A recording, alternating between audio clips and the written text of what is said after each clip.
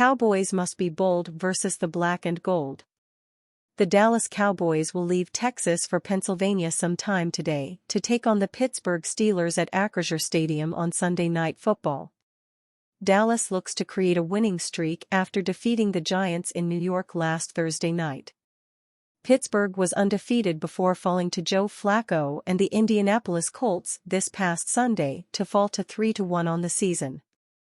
The Steelers have surprised many with their strong start behind would-be backup Justin Fields.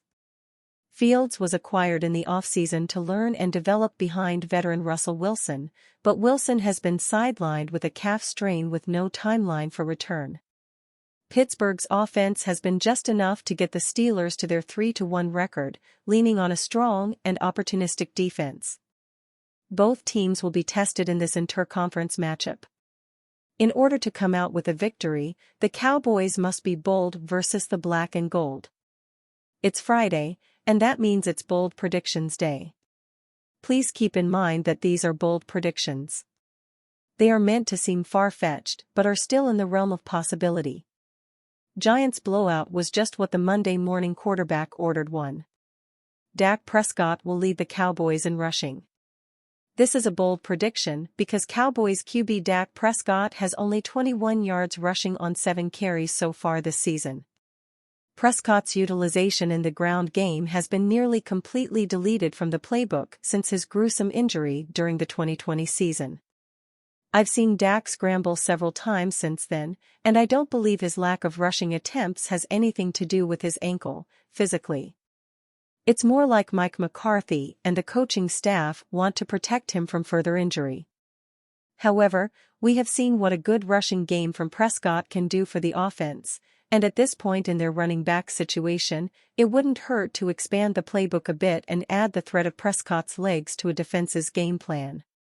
Dak Prescott has rushed for more than 35 yards in a game 14 times in his career, and the Cowboys are 12-2 in those games.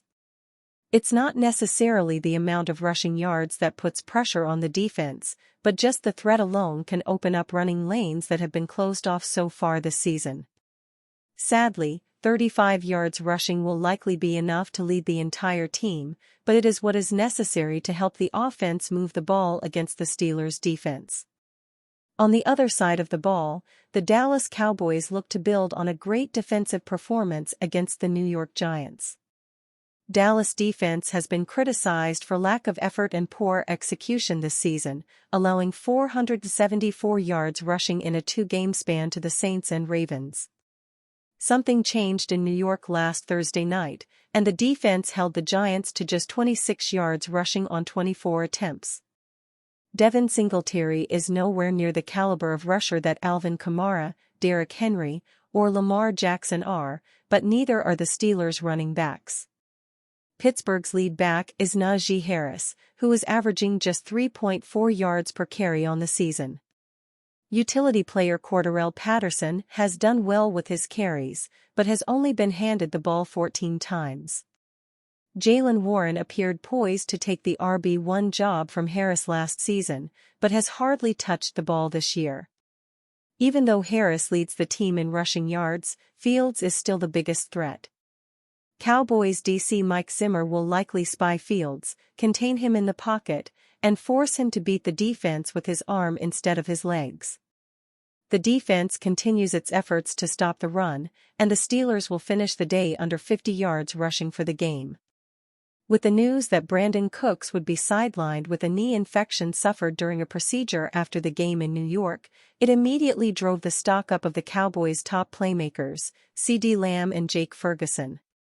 If the offense is going to have any success on Sunday night, it will likely have to be through the air. You don't have to be an NFL coach to know that the Steelers will double-team Lamb, but they won't be able to afford to double Ferguson as well. Ferguson will have plenty of targets and plenty of opportunities to show the NFL world that he is one of the up-and-coming superstars at his position.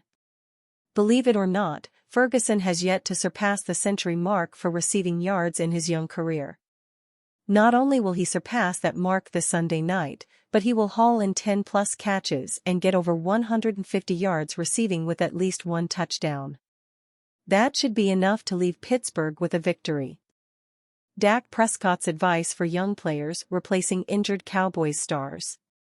Dallas Cowboys star quarterback Dak Prescott understands the opportunity players have when replacing injured stars, so he shared his advice to young teammates forced to step up in Week 5.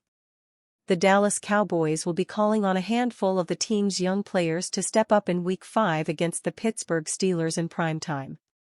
Dallas will be without star edge Micah Parsons, starting defensive end DeMarcus Lawrence, starting wide receiver Brandon Cooks, and All-Pro cornerback Darren Bland. Starting cornerbacks Trayvon Diggs and Kalen Carson, who missed Week 4, were also on the team's Thursday injury report. With all the injuries come opportunity, and Dak Prescott is helping his guys get ready. Prescott offered up advice to the team's young players who will have those opportunities to step up and make an impact on Sunday Night Football under the bright lights at Acrisure Stadium. "It's an opportunity to show the depth of this team and what we're made of," Prescott told Ed Werder of WFAA. "Young guys, as we talk about, you were going to have to count on them late in the year, we've got to count on them now. That's the NFL. I mean, honestly, it's how I got my job. It's how a lot of people have stepped in and gotten the job. Tyler Smith, right?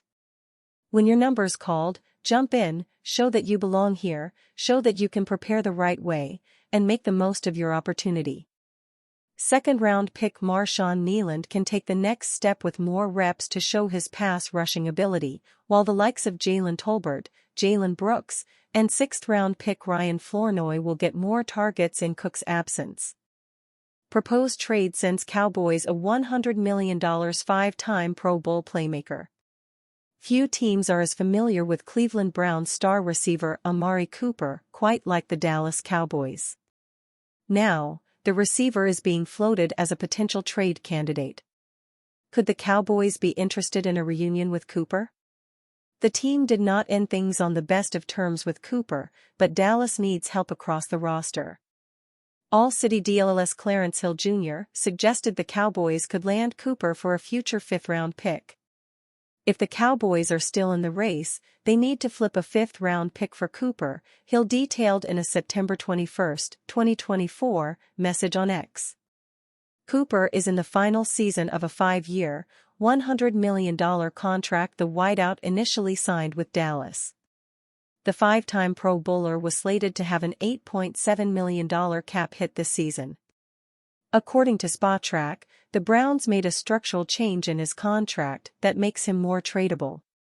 The Browns converted all but $1.21 million of W.R. Amari Cooper's 2024 salary into signing bonus, making him an extremely affordable trade candidate. Now, $941,111 deadline, $605,000, Spotrac noted on X on September 30. It is worth noting there is a reason Cooper is being mentioned in trade rumors. The star's production this season has not been the same as it was during Cooper's Pro Bowl campaigns. Through the first 4 games, Cooper has 16 receptions for 148 yards and 2 touchdowns. Cooper posted 35 or fewer receiving yards in 3 of these 4 matchups, but the Cleveland offense is not exactly humming on all cylinders. Cooper just made the Pro Bowl in 2023, posting 72 catches for 1,250 yards and 5 touchdowns in 15 starts. It is hard to believe Cooper suddenly dropped off as an elite receiver over the offseason. As a reminder, the Cowboys traded Cooper to the Browns in 2022 in exchange for swapping a 6th-rounder for a 5th-round pick. Dallas sending a 5th-round selection to Cleveland would be giving up more than the franchise received in 2022. The Cowboys roster has plenty of flaws, and a strong argument can be made that Dallas has other more pressing needs than receiver. Namely, the defensive line has been unable to generate consistent pressure or stop the run. Now, the Cowboys unit will be even weaker with DeMarcus Lawrence and Micah Parsons sidelined with injuries. Yet, Cooper's availability would help fill a need, even if it is not the biggest need. The Cowboys have struggled to find production at wideout outside of CeeDee Lamb. Brandon Cooks is now sidelined with an injury, putting even more pressure on the position group. USA Today's KD Drummond made the argument for the Cowboys making another run at Cooper. Cooper made waves this summer, threatening a holdout and got the final year of his contract, originally written by the Cowboys, guaranteed. Drummond wrote in a September 28 story titled, Amari Cooper headlines 5 AFC North trade targets Cowboys must ask about before NFL deadline. But if the Browns continue to flounder, perhaps the Cleveland front office would bite the bullet and send him back down south. Cooper had a career high in yards in 2024, 1,250, and would make a great complement to Lamb. They've proven what they could be as a duo already.